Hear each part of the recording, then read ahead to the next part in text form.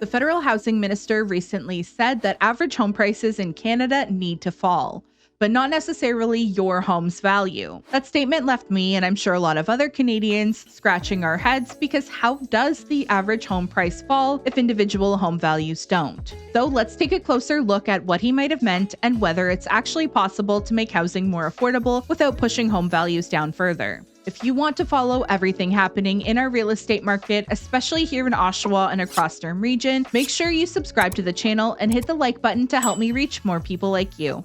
Canada's housing crisis has been years in the making, and the truth is, average home prices simply have to come down if we want a real solution. Governments can talk about new programs and zoning reform and supply targets all day long, but as long as prices remain completely detached from what ordinary Canadians earn, affordability will always be out of reach. Even Canada's housing minister, Gregor Robertson, has acknowledged that, recently saying we need to see average prices of housing for Canadians come down. We have to build a lot more non-market housing to bring down that average cost. And he's right that the market is not just overheated, it's structurally flawed. When a typical detached home in most major cities costs over $1 million and the median household income can't begin to support that, the system stops working for people. It only works for investors, developers, and those who got in years ago. But here's the political reality. Back in May, the same minister said home prices didn't need to fall. So what changed? In my opinion, this is all about trying to walk a very fine line, appealing to young Canadians who hope to own a home one day, while not scaring existing homeowners who don't want to hear that their home might lose value. He's acknowledging that affordability needs to improve, but he's trying to do it without shaking confidence in a housing market that's already struggling. The last thing any housing minister wants is headlines suggesting that the government is cheering for your home's value to drop. So the message becomes, we're going to make housing more affordable, but don't worry, that doesn't mean that your home goes down in value. But can that actually happen? If we built a massive amount of lower priced homes and added them to the market, it could pull down the national average price. The problem is you'd still be adding a huge amount of supply, which inevitably affects prices across the board. Even the minister said it himself, we have to build a lot more non-market housing to bring down that average cost. We need to deliver more supply. And then there's cost. Building affordable homes still isn't cheap. Land is expensive, construction is expensive, and municipal fees add even more. So how do you build affordable homes, and what do they even look like? Smaller spaces, fewer finishes, lower build quality. Basically all of the things that we've already seen with micro condos all over Toronto. These ultra small units, some barely 300 square feet, were marketed as a solution to affordability. The logic was simple: shrink the space, shrink the price. But what we've learned is that shrinking the space doesn't create affordability or livability. Rents for units under 400 square feet have dropped almost 9% in the past year, and developers are reporting low demand for small one-bedroom units, especially those under 550 square feet. Why? Because people simply don't want to live in shoeboxes.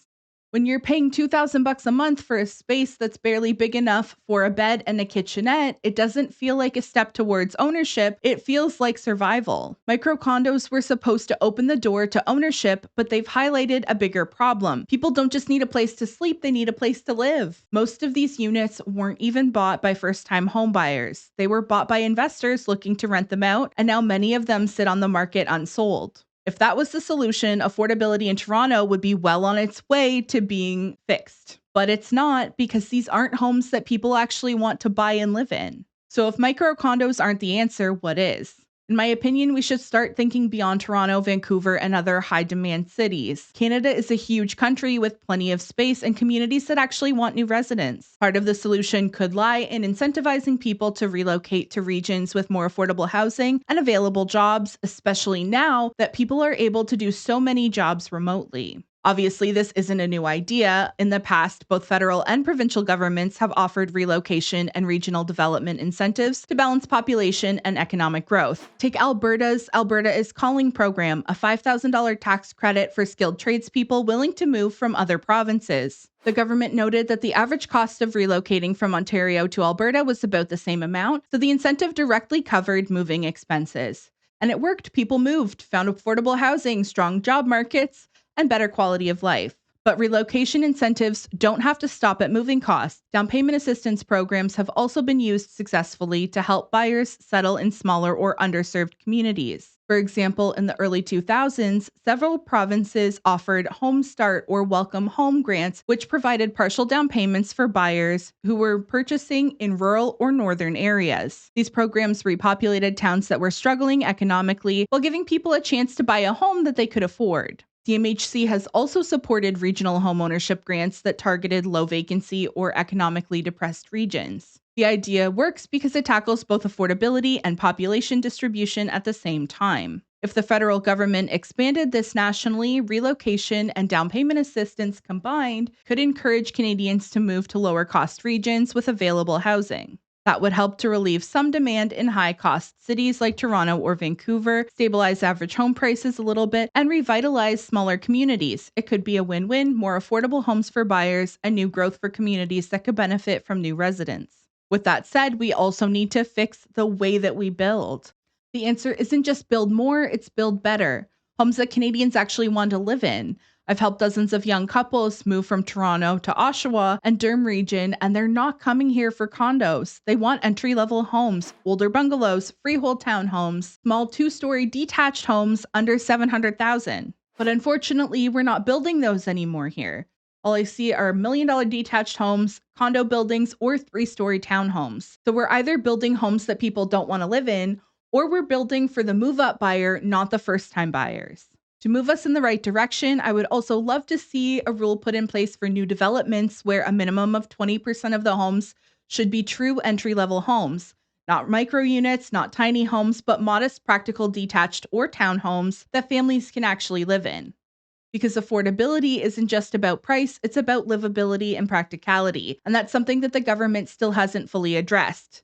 The housing crisis won't be solved by micro condos or $800,000 starter homes. It'll be solved when the average Canadian can buy or rent a home without completely sacrificing their financial future, meaning that prices and mortgages have to be manageable for the incomes in those areas. Now, I do give the government credit for a lot of the programs or plans that they are trying to implement or already have in place. For instance, the Home Buyers Plan, the First Home Savings Account, removing HST or part of the HST for first-time buyers purchasing new homes, allowing additional dwelling units to be created in existing homes, trying to streamline the development process and lower development charges, implementing the first-time homebuyers tax credit, land transfer tax refunds for first-time buyers, and extending amortizations for first-time buyers with insured mortgages. And of course, there already are some regions that are offering relocation or down payment assistance, so it's always worthwhile to check out what's being offered in the region that you're moving to. These are all things that help to make homeownership more attainable or manageable for Canadians. But where do we go from here? Admitting that affordability doesn't come from smaller spaces or higher prices. In my opinion, it comes from better planning, smarter incentives, and building homes that people actually want to live in. And I'd love to hear from you. What do you think needs to happen for housing to actually become affordable again? Do you think relocation incentives and down payment assistance could actually help, or help in conjunction with other programs and plans offered? Do you think that building non-market housing and lower cost homes could help fix our affordability issue? Do you think that we need to let the market just do its thing? I'd love to hear from you. And homeowners, what do you think about the idea of prices coming down, especially knowing that your kids or grandkids may want to buy a home someday? Please leave me a comment below because I'd really love to read through your thoughts. And if you want to follow everything happening in our housing market, especially here in Durham region, don't forget to subscribe and hit the like button. Thank you so much for watching until the end, and I'll see you in the next one. Bye.